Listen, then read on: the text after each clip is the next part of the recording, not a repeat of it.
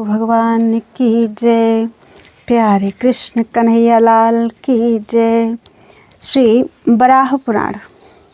बराह क्षेत्रांतर्वर्ती आदित्य तीर्थ का प्रभाव खंजरीट की कथा। सूत जी कहते हैं, भगवान बराह के मुखारबिंद से बराह क्षेत्र की महिमा, गुण, स्तुति और जात्यंतर परिवर्तन की शक्ति सुनकर पृथ्वी देवी का हृदय आश्चर्य से भर गया। अतः उन्होंने भगवान नारायण से कहा, प्रभु, बराह क्षेत्र में मरा हुआ प्राणी न चाहने पर भी मनुष्य जन्म पाने का अधिकारी हो जाता है। अतः निसंदेह यह क्षेत्र बहुत पवित्र है। प्रभु, अब आप वहाँ का कोई दूसरा प्रसंग बताने की कृपा करें। देवेश्वर, मैं यह जानना चाहती हूँ कि शास्त्रों में वहाँ गायन वादन करने, नृत्य एवं जागरण करने, गोदान, अन्नदान और जलदान करने, सम्यक प्रकार से स्नान करने अथवा गंध पुष्प धूप दीप और नैवेद्य आदि से आपकी पूजा करने का क्या फल होता है? जप और यज्ञ आदि अन्य कर्म करने से शुद्ध मन वाले प्राणी वहाँ किस गति को प्राप्त करते हैं? भगवान, आप अपने भक्त को सुख पहुंचाने के विचार से यह सब प्रसंग बतलाने की कृपा कीजिए। भगवान बराह बोले, देवी, यह कथा अत्यंत पुण्यप्रद एवं सुख देने वाली है। पहले इसी सौकरव क्षेत्र में एक खंजरीट अर्थात खंडरिच पक्षी रहता था। उसने एक बार बहुत से कीड़ों को खा लिया। फलतः वह अजीर्ण से अत्यंत पीड़ित होकर मरणासन्न हो गया और इस सूकर क्षेत्र में ही गिर पड़ा। इतने में ही बहुत से बालक इधर उधर से दौड़ते हुए खेलते हुए वहां पहुंचे और उस शिथिल गात्र पक्षी को देखकर कहने लगे, हम लोग इसे पकड़ेंगे। फिर उनमें परस्पर विवाद छिड़ गया। कोई कहता यह मेरा है और कोई कहता कि मेरा।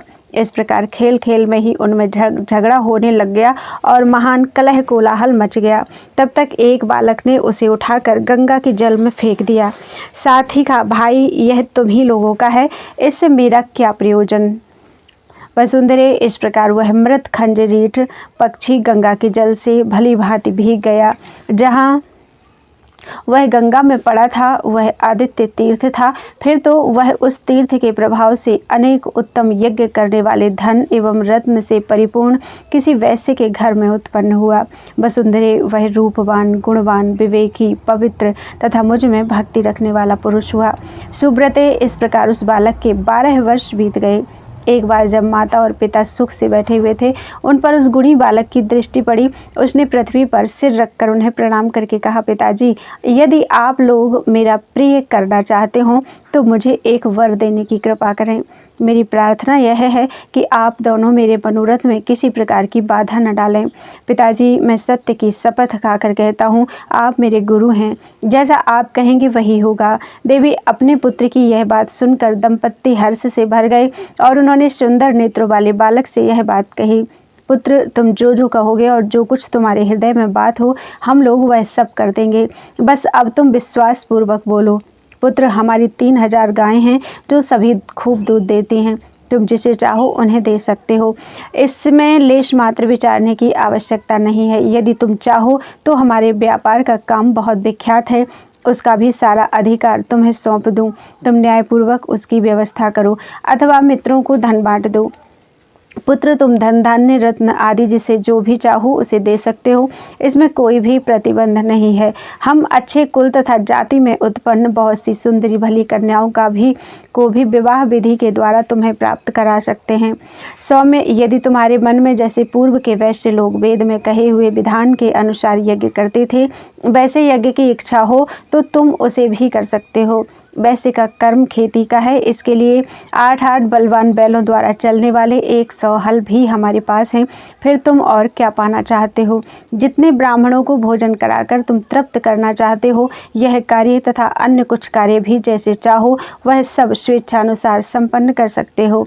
वसुंधरे, अपने माता पिता की बात सुनकर उस धर्मात्मा बालक ने उनके चरण पकड़ लिए और उनसे कहने लगा, गोदान से इस समय मेरा कोई प्रयोजन नहीं है, न मित्रों के विषय में ही मुझे कोई चिंता है। मुझे विवाह या यज्ञ के फल भी अभीष्ट नहीं है। मैं व्यापार का काम करूं, खेती और गोरक्षा में मेरा समय व्यतीत हो अथवा संपूर्ण अतिथियों का सत्कार करूं, इन बातों के लिए भी मेरे हृदय में कोई आसक्ति नहीं। पिताजी, मेरे मन में तो बस भगवान नारायण के क्षेत्र सौकरव अर्थात बराह क्षेत्र की ही एक प्रगाढ़ चिंता है। देवी, बालक के माता पिता दोनों ही मेरे उपासक थे। उन्होंने पुत्र की यह बात सुनी तो वे दोनों ही दुख में भरकर करुण विलाप करने लग गए और कहने लगे, माता कहती है, बेटा अभी तुम्हें जन्मे केवल 12 वर्ष ही बीते हैं। वत्स, भगवान नारायण की शरण में जाने की चिंता तुम्हें अभी से कैसे हो गई? जिस समय तुम्हें उसके योग्य आयु प्राप्त होगी तब उस विषय में विचार करना। अभी तुम्हें भोजन लेकर तुम्हारे लिए पीछे पीछे दौड़ती हूँ। पुत्र, तुम सौकरव बराह क्षेत्र में जाने की बात अभी क्यों सोचते हो? तुम तो अभी दुधमोहे बच्चे हो। मेरे स्तन धन्य हैं जिससे सदा दूध स्रवित होता है और तुम उसे पीते हो। बेटा, तुमने अपने स्पर्श सुख की आशा लगाने वाली मुझ माँ के प्रति यह क्या सोचा? जब तुम रात में सोकर करवटें बदलते हो तो उस समय भी मुझे माँ माँ कहकर पुकारते हो। फिर बराह क्षेत्र जाने तथा नारायण के आश्रम की इस प्रकार की बातें क्यों सोचते हो? तुम जब खेलते हो तो अन्य स्त्रियां भी बड़े स्नेह से तुम्हारा स्पर्श करती हैं। वत्स, किसी ने भी कहीं खेल में, घर पर अथवा अपने परिजन में तुम्हारा कोई अपराध नहीं किया। नौकरों ने तुम्हें कोई कटु वचन नहीं कहे। तुम्हें डरवाने के लिए भी मैंने कभी अपने हाथ में छड़ी नहीं ली। फिर पुत्र, तुम्हारे इस निर्वेद वैराग्य का कारण क्या है? वसुधे, माता की यह बात सुनकर उस बालक ने उनसे मधुर वचनों में कहा, माँ, मैं तुम्हारे गर्भ में रह चुका हूँ। तुम्हारे उदर से ही मेरा जन्म हुआ है। तुम्हारी गोद में खेला हूँ। प्रेम से मैंने तुम्हारे स्तनों का पान किया है। धूल लगे हुए शरीर से तुम्हारी गोद में बैठा हूँ। माता, तुम मुझ पर जो इतनी करुणा करती हो यह तुम्हारे लिए उचित ही है, किंतु मेरी पूजनीय माँ, तुम अब पुत्र संबंधी मोह का परित्याग करो। यह संसार एक घोर महासागर के समान है। यहाँ प्राणी आते हैं और चले जाते हैं। कुछ लोग तो चले गए और कुछ लोग जा रहे हैं। कोई जीव देखता है फिर वह नष्ट हो जाता है और आगे कभी दिखाई नहीं पड़ता। इस प्रकार कौन किससे जन्मा, कहाँ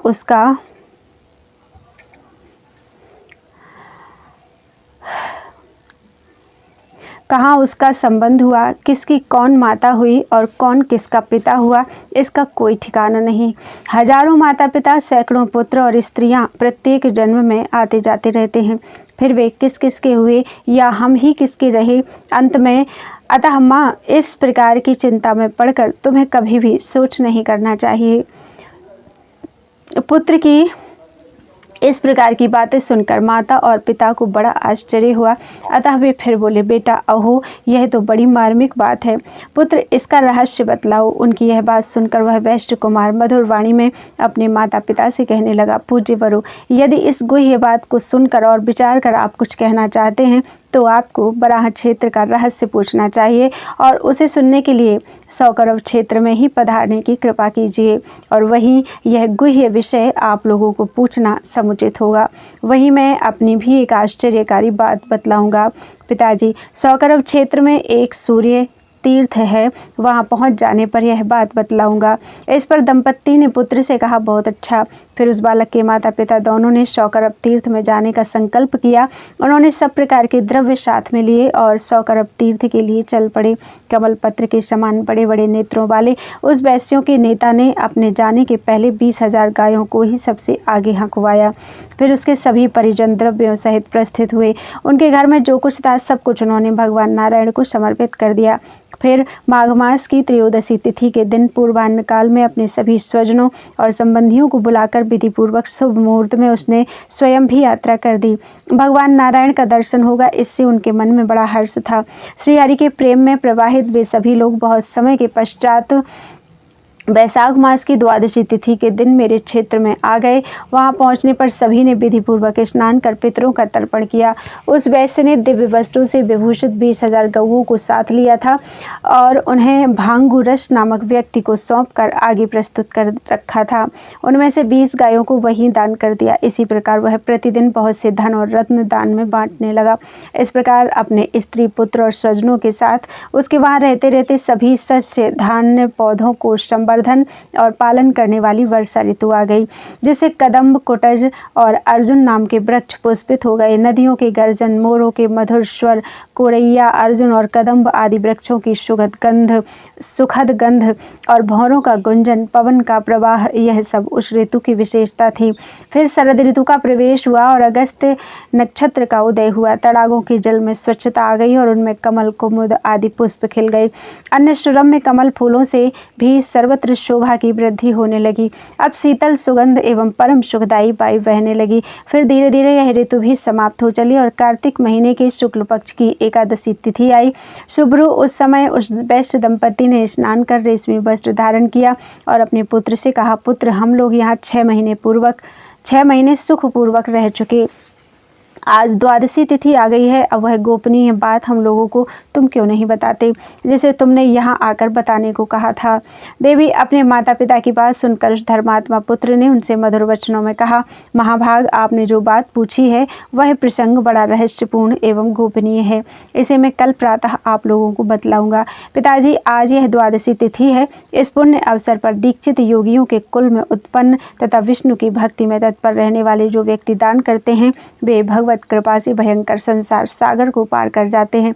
वसुंधरे, इस प्रकार उन लोगों में परस्पर बात करते करते मंगलमयी रात्रि समाप्त हो गई और फिर दिन रात्रि की संधि का समय आ गया एवं सूर्यमंडल उदित हुआ। तब वह बालक यथाविधि स्नान आदि से शुद्ध होकर रेशमी वस्त्र धारण कर शंख चक्र एवं गदा धारण करने वाले भगवान श्रीहरि को प्रणाम कर माता पिता के दोनों चरणों को पकड़कर बोला, महाभाग पिताजी, जिस प्रयोजन से हम लोग यहाँ आए हुए हैं तथा जो बात आप मुझसे बार बार पूछ रहे हैं एवं जिस गोपनीय बात को इस सौकरभ क्षेत्र में कहने के लिए मैंने प्रतिज्ञा की थी उसे सुने। वह प्रसंग इस प्रकार है। मैं पूर्व जन्म में एक खंजरीट पक्षी था।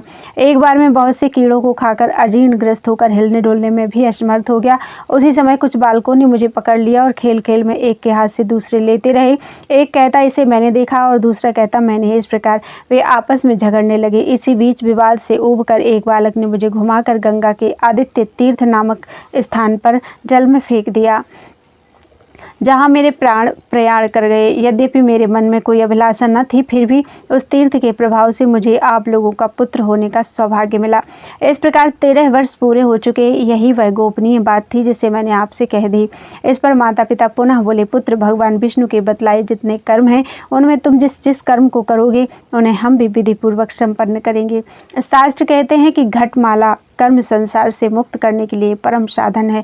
अतः वे सभी कुछ दिनों तक उसका आचरण करते हुए मेरी उपासना में संलग्न रहे। पर्याप्त धर्मानुष्ठान के बाद उनका नश्वर शरीर छूट गया और वे अपने धर्म के प्रभाव से तथा मेरे क्षेत्र की महिमा से संसार से मुक्त होकर श्वेत द्वीप में पधारे। जो लोग उनके साथ गए थे वे योग में निरत हो गए। उनके शरीर से कमल के समान गंध निकलती थी। देवी, मेरे क्षेत्र के प्रसाद से वे भी यथा योग्य आनंद का उपभोग करने लगे तथा इस क्षेत्र के प्रभाव से बहुत से प्राणी पशु योनि से छूटकर श्वेत द्वीप में पहुंच गए। जो व्यक्ति प्रातःकाल उठकर इसका पाठ करता है वह अपने 10 आगे और 10 पीछे के पुरुषों को तार देता है। मूर्ख, पापी, शास्त्र निंदक और चुगलखोर व्यक्तियों के सामने इसकी व्याख्या या पाठ नहीं करना चाहिए। ब्राह्मणों के समाज में अथवा अकेले एकांत स्थान में इसका अध्ययन करें, क्योंकि यह संपूर्ण संसार से मुक्त करने के लिए परम साधन है। बोलो वृंदावन बिहारी लाल की जय। त्वदीयं वस्तु गोविंद तुभ्यमेव समर्पये, तेन त्वदङ्घ्रिकमले रतिं मे यच्छ शाश्वतीम्।